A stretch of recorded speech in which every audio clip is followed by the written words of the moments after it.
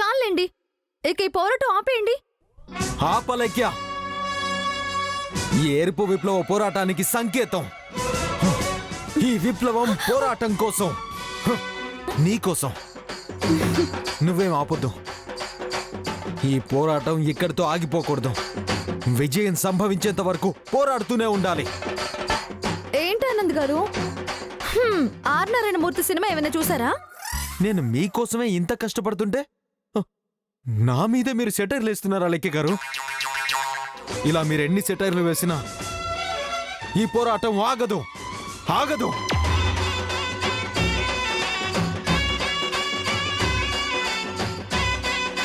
అయ్యో ఆనంద్ గారు, ఆనంద్ గారు ఇంక నవ్వించింది చాలండి. విషయం ఏంటో చెప్పండి.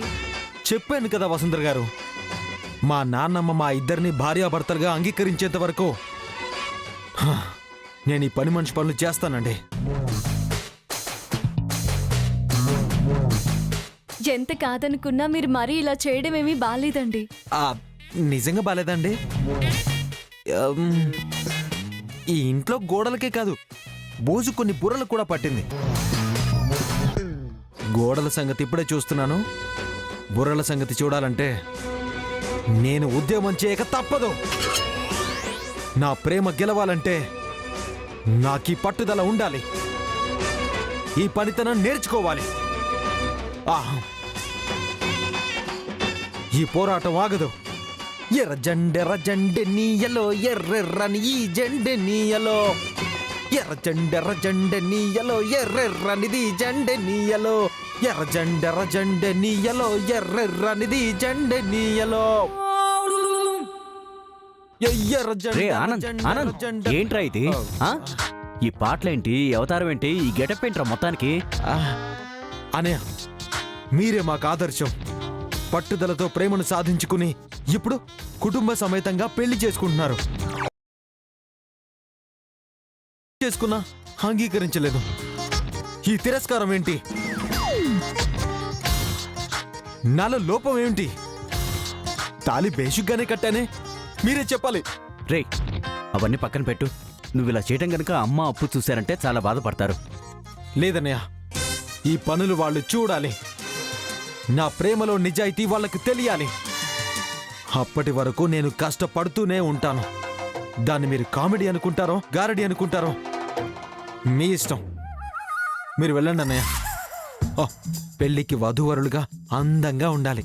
వెళ్ళి రెస్ట్ తీసుకుని గ్లామర్ పెంచుకోండి. అది కాదు ఆనంద్ గారు, దయచేసి నా పనులు నన్ను చేసుకోనివ్వండి ప్లీజ్. వెళ్ళిపోండి. సరే, కంటిన్యూ కానీ. ఆనంద్ గారు వెళ్ళండి వసుంధర గారు.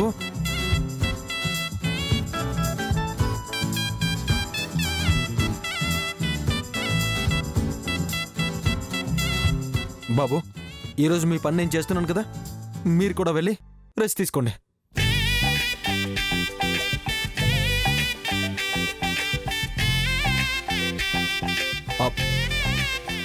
శ్రీమతి గారు, మీరు ఏదో ఒక పని చేస్తూనే ఉండండి. మా నాన్నమ్మ మనల్ని పళ్ళు చేయడం చూడాలి.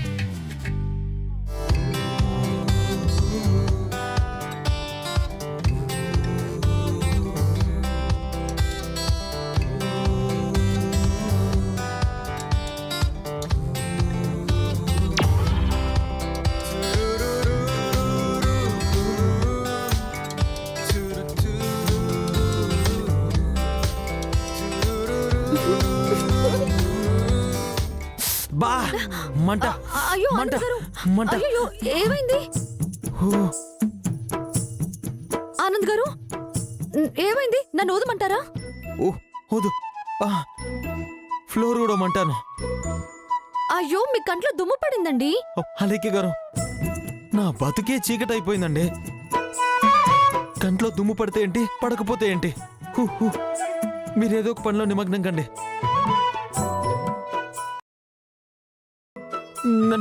నన్ను డిస్టర్బ్ చేస్తూ ఉంటారు.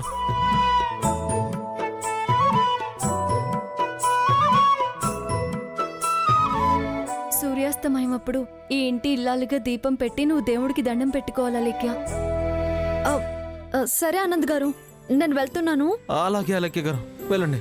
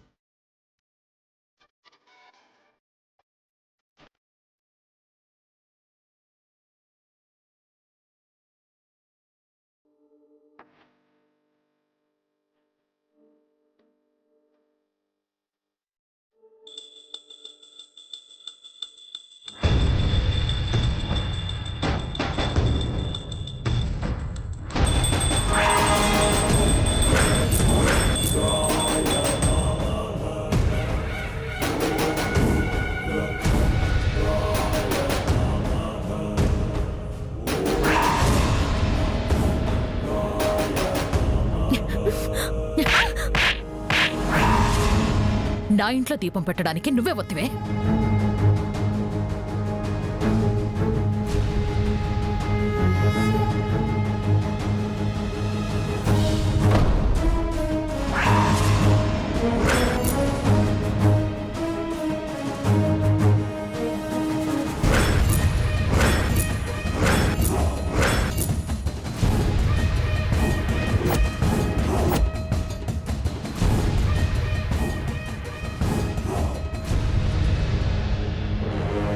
సుచిత్ర, ఏం జరుగుతుంది ఇంట్లో? ఎవరితో వచ్చి నా ఇంట్లో దేవుడి ముందు దీపం పెట్టడం ఏంటి? నా మనవడు పని వాళ్ళలాగా పనులు చేయడం ఏమిటి? ఆనంద్, ఏంటిదంతా? నేనే సూర్యాస్తమయంలో దీపం పెట్టమన్నాను మేడం. ఇంకా మెళ్ళో తాళి కూడా పడలేదు, అప్పుడే ఈ ఇంటి పెత్తనం కూడా తీసుకున్నావా?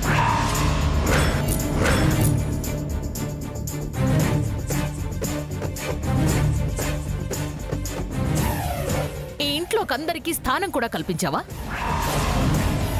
అది కల్పించడం ఏంటి? నా మనవరాలు ఈ ఇంటి కోడలే కదా, ఆనంద్ బాబు భార్యే కదా.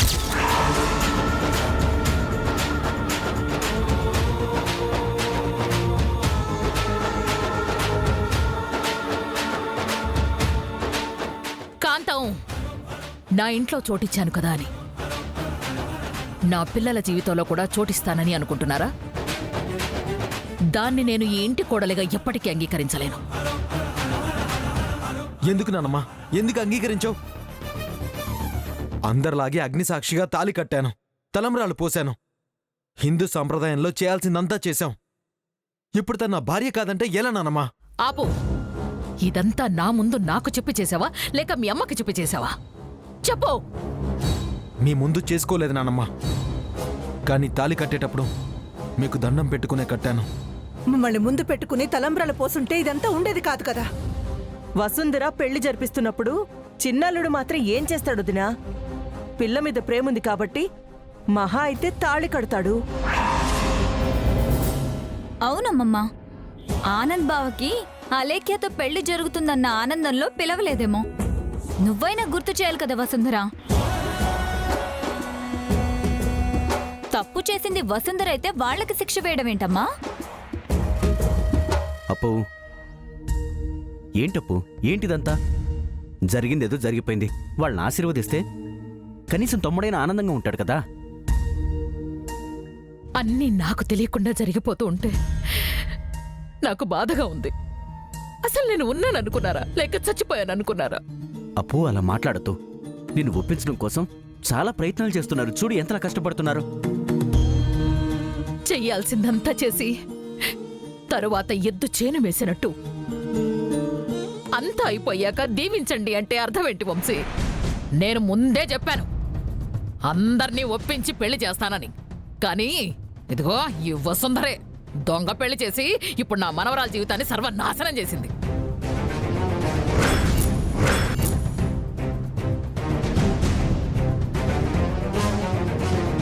తప్పు ఎలా జరిగిందనేది నాకు అనవసరం.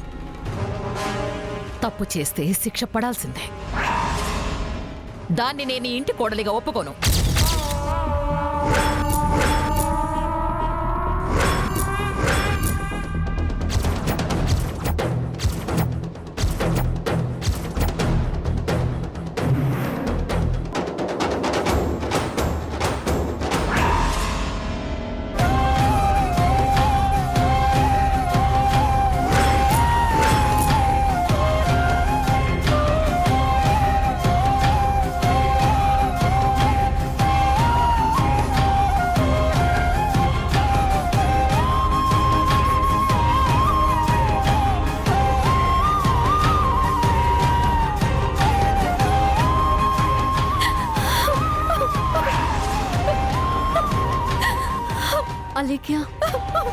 అలేఖ్య ఊరుకో.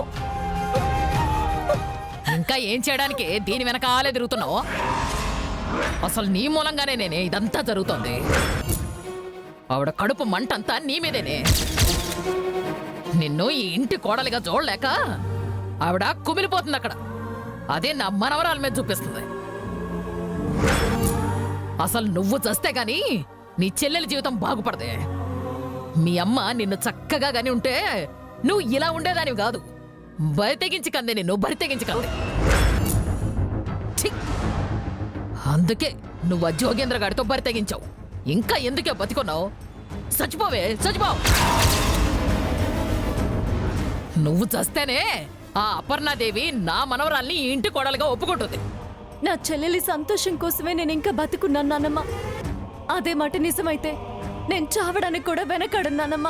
అమ్మయ్యా, అయితే అదే పని చెయ్యి. ఛై!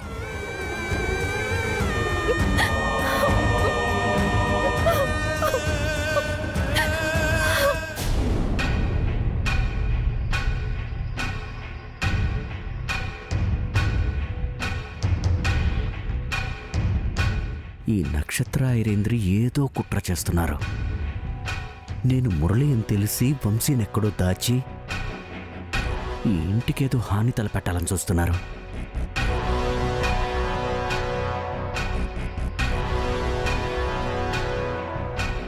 వీళ్ళ ప్లాన్ ఏంటో తెలుసుకోవాలి. బావా అది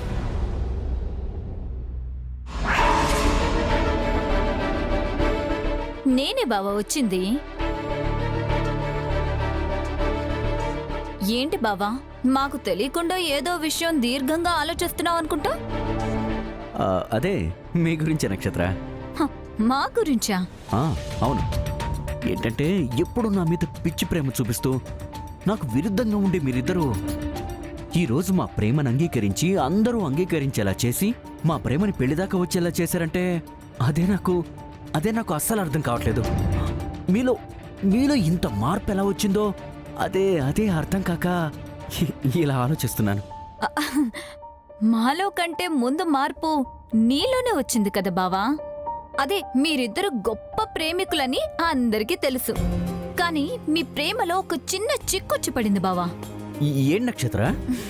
ఇందాక కాంతమ్మ బామ్మతో గొడవపడి వస్తున్నాను. అసలు గొడవ ఎందుకంటే మీ ఇద్దరి ప్రేమ చూపుల వరకే పరిమితమని, సర్జరీ వల్ల నీ మొహం మారిపోయాక వసుంధరకి నీ మీద ప్రేమ తగ్గిపోయిందని కాంతమ్మ బామ్మ అంటుంది. అది కానే కాదు, వసుంధర కోసం బావ కోసం వసుంధర ఒకరి కోసం ఒకరు ప్రాణమైనా ఇచ్చుకుంటారని నేనన్నాను. అయితే నన్ను నిరూపించమని కాంతమ్మ నాతో ఛాలెంజ్ చేసి పందెం కట్టింది బావా. ఆహా, ఏంటది నక్షత్ర? అదే ఆ వసుంధరకి నీ మీద ప్రేమ ఉందనుకో, లేదా నమ్మకం ఉందనుకో, నీ చేత్తో ఇచ్చిన పాల గ్లాసు తను తాగాలి, తను తాగిన పాలు నువ్వు తాగాలి. ఓ, అంటే మరి ఈ పందానికి నువ్వు ఒప్పుకుంటున్నావు కదా బావా?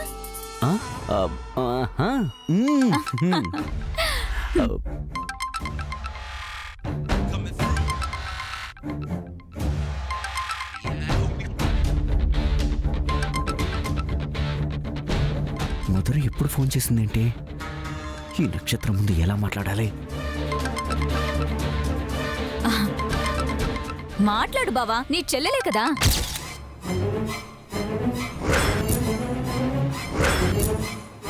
ఆహా, అంటే నా ఉద్దేశం ఇప్పుడు వసుంధర తప్ప నీకు అందరూ చెల్లెళ్ళే కదా బావా. నేనేదో వరుసకి నీకు మరదలనయ్యాను కానీ అయినా ఆ వసుంధరే నీ జీవితం కదా బావా. నక్షత్ర, అదే ఫోన్. పర్లేదు బావా, నువ్వు మాట్లాడు, నేను వెళ్ళిపోతాను. కానీ రాత్రి పాల గ్లాస్ తీసుకొస్తాను. పందెం మాత్రం మర్చిపోవద్దు బావా, ఓకే? డన్.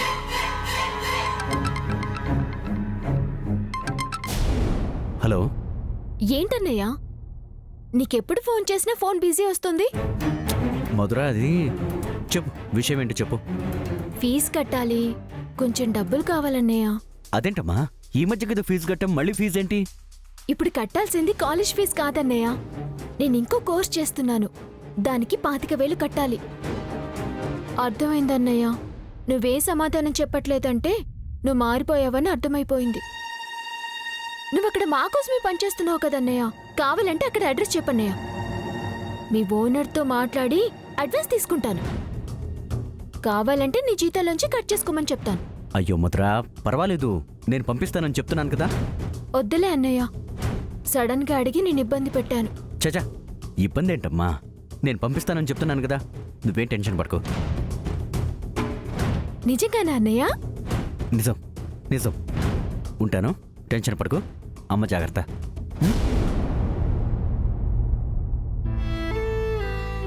అన్నయ్య, ఇప్పుడు నీకు ఫోన్ చేసింది నిజంగా డబ్బుల కోసం కాదు. అంత అవసరం కూడా నాకు లేదు. నువ్వు మా బాధ్యత తీసుకొని పనిలో పడిపోయి రేపు నీ పుట్టినరోజన్న విషయం కూడా మర్చిపోయావు. రేపు నీ పుట్టినరోజుని నీకు గుర్తు చేయడానికి ఫోన్ చేయలేదన్నయ్య. రేపు నీ పుట్టినరోజుని సెలబ్రేట్ చేయడానికి డబ్బులు అడిగానంతే. నీ పుట్టినరోజున వదినని నీ ముందుకు తీసుకొచ్చి మీ ఇద్దరిని కలుపుదాం అనుకున్నానన్నయ్య. వెంటనే ఈ విషయం వసుంధర గారికి చెప్పాలి.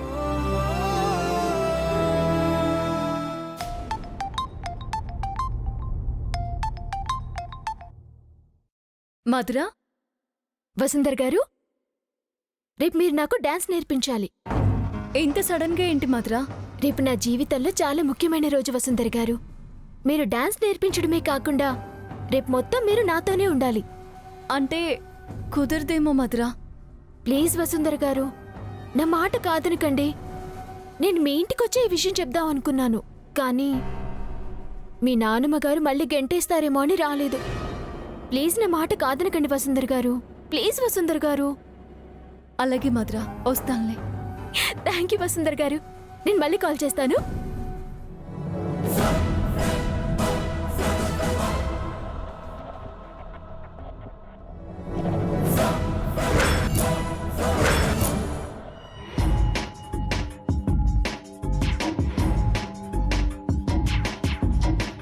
ఒసే వసుంధరా, నువ్వు నాకు చిన్నప్పుడే ఎందుకు ఎదురవ్వలేదే?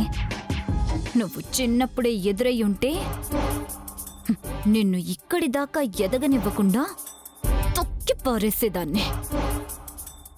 నీ వల్ల ఇలా మా బావ కోసం స్క్రూలు తీయాల్సిన పరిస్థితి వచ్చేది కాదు. భవిష్యత్తులో ఇలా ఉంటానని నేనెప్పుడూ అనుకోలేదు. ఇప్పుడు అసలు విషయానికొస్తే, నువ్వు మురళి గదిలోకి వెళ్ళాక డోర్ ఆటోమేటిక్గా లాక్ అయిపోతుంది. మీరు ఎంత ప్రయత్నించినా రాదు. రేపు తెల్లారే లోపు ఇంట్లో వాళ్ళు మీ గురించి ఎన్ని రకాలుగా అనుకోవాలో అన్ని రకాలుగా అనుకుంటారు. మీరు కాదన్నా తప్పకుండా మీ ఇద్దరికి పెళ్లి చేస్తారు.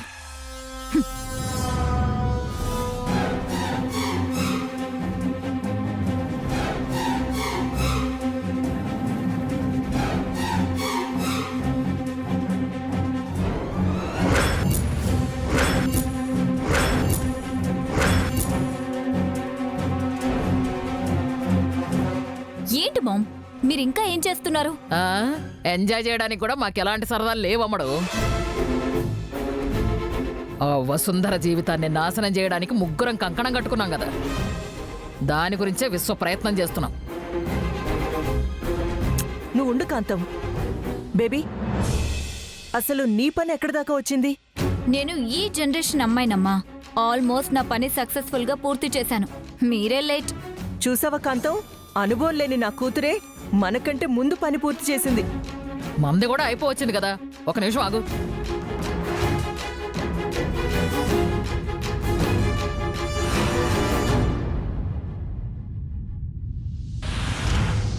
అసలు మీరేం చేస్తున్నారో నాకేం అర్థం కావట్లేదు మామ్.